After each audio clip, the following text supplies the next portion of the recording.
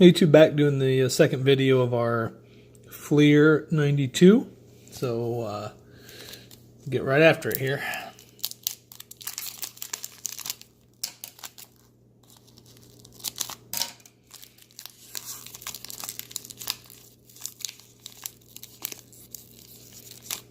These packs are tough. I could just rip it open, but I don't want to damage corners, and my luck it would be a good pack that I would do that with.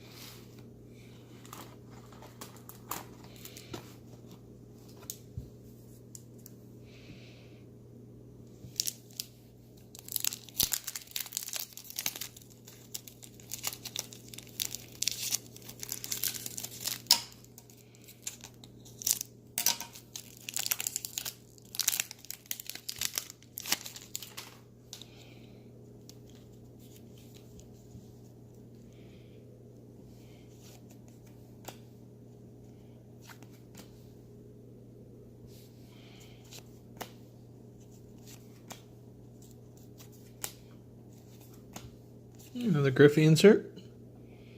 Cold card.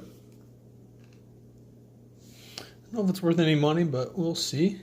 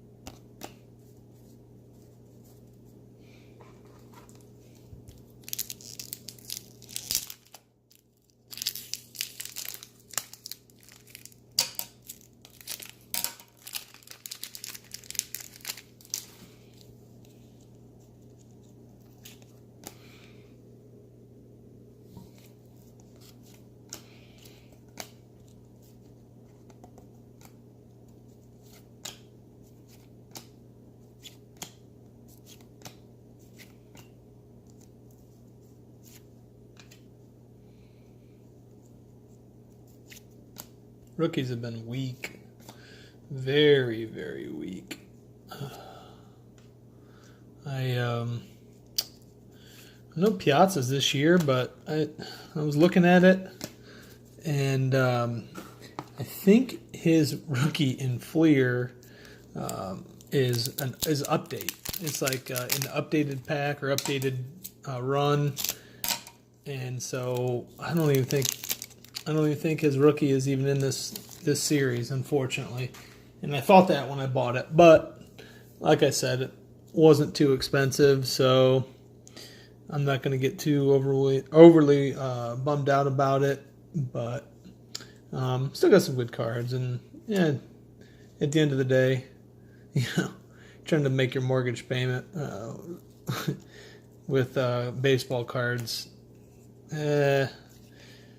might be tough to do that. I'm sure some guys do, but I think that's a little tricky to do. Got to do it just for the fun. But when you get a good hit, it kind of makes you like, oh man, I want to keep this up, keep going, and it's just not realistic, unfortunately. But it doesn't mean we're going to stop trying. And like I said, try to enjoy it and try to have fun in the meantime. I was watching a guy on YouTube unbox a bunch of cards that he sent off to PSA, and he got a lot of 10s, 9s, whatnot. Was surprised with some of his 5s and 6s because he pulled them straight from the pack. They looked good. They were centered. The corners were all good. That's the problem. You don't really get an explanation with PSA. The only time you'll get an explanation is if they actually don't grade it. They'll say not sized right or too small or too, like you try to trim up the card to make the corners sharper. But other than that, you really don't know. So it's kind of a crapshoot. But I was reading the comments in YouTube, and a lot of the guys were saying, this is why I stopped collecting, or he stopped collecting. Because the whole grading system and cards and selling is just kind of taking the fun out of it for a lot of guys. You always got to be so cognizant of, oh my gosh, I have to be so careful opening the pack, or got to be so careful not to, accidentally bump it with my thumb. And if I do, oh my gosh, the card's ruined. It's not a good card anymore. In reality, I mean, they're all good cards. Look what I just did there. Some guys freak out, but hey, maybe if it was high dollar Upper Deck SP Authentics, 2001, 2000, but I'd probably be a little bit more careful than 92 Fleer. But nevertheless, I don't even know where I was going with that one. It's just they're saying that's one of the reasons why the hobby died, is guys just ruined it, took it way too seriously, put way too emphasis on the grading system, and I don't know. Personally, I like that. That's a cool cow insert. I like the. That's a little high, isn't it? Sorry. I do like the way that it seems they've gotten away from placing the importance on collecting the whole set, as opposed to like certain cards. So like guys are breaking up their sets to get certain cards out. And I always thought it was annoying trying to. I mean, okay, you can either buy the set. I get that, but buying it like 17, 18, 20 boxes of these, and then ending up with 17 Candy Maldonados that just to try to get to complete your set with a mark or something, something along those lines. When really, I just give me let's just collect the good stuff, not the whole set. I mean, I know some of you guys will probably disagree with me, and that's fine, but I don't know. My 2 cents, anyways. I'll start to speed this up. Sorry, guys. Like I said, I am still relatively new to this YouTube. Got an insert. and videoing. I wonder who it is. Let's see. That's Cal. No, it's not. No, it's another Roger. Still a cool card. Yeah, cool card. Unfortunately, he was in the steroid conversation, so a lot of his stuff went significantly down in value. Plus, he's kind of an asshole. I mean, if you ever watch any of those tapes, any of the interviews or anything like that, he's not a very nice person. So I think he lost a lot of popularity as well with just the way he handled himself. So, anyways, almost done. Looks like got about 7 packs left. So, like I said, I'll try to hurry this up. But man, these packs are not helping. They are super hard to get out.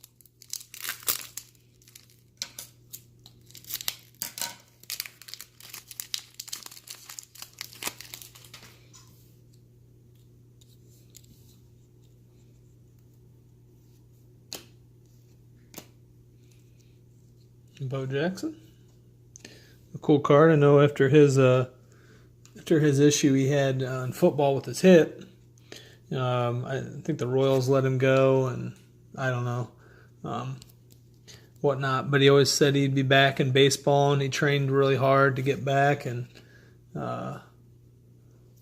he said his first hit he was going to dedicate to his mom, I think it was.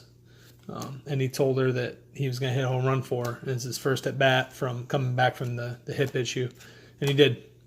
So that's a cool story. Even though Bo's probably not going to make it in the Hall of Fame, he's as popular, if not more popular, than a lot of Hall of Famers. I mean, you take a Robin Yount, for instance, Hall of Famer. Yeah. I think Bo's cards are going to be more expensive and more sought after. So even though he's not in the Hall, doesn't mean that his cards aren't worth any money or won't be worth money. It's quite not as much as if he wouldn't have gotten hurt.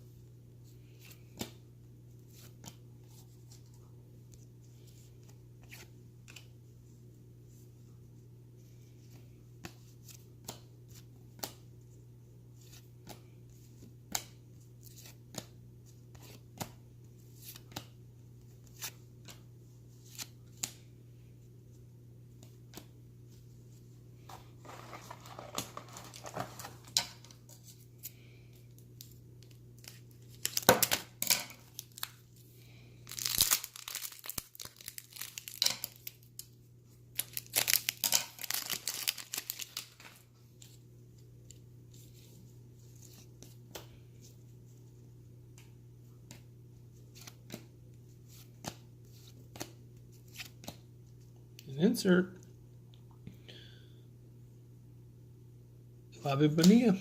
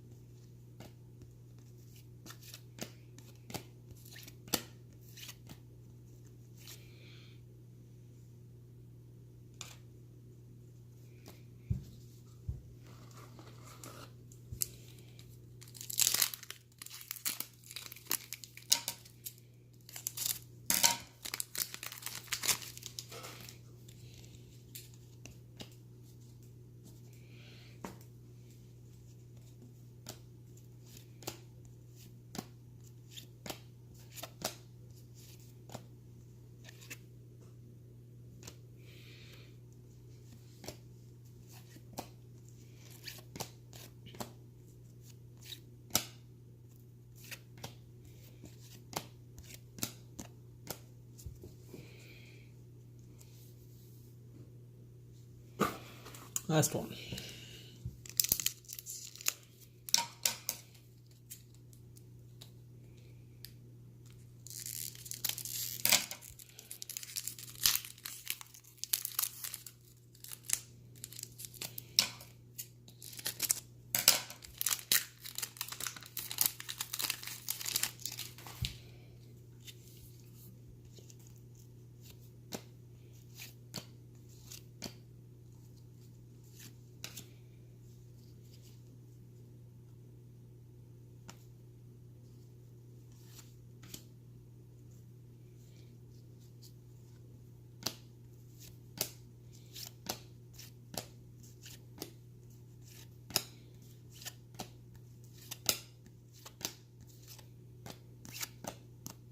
There it is. Thanks for watching, YouTube.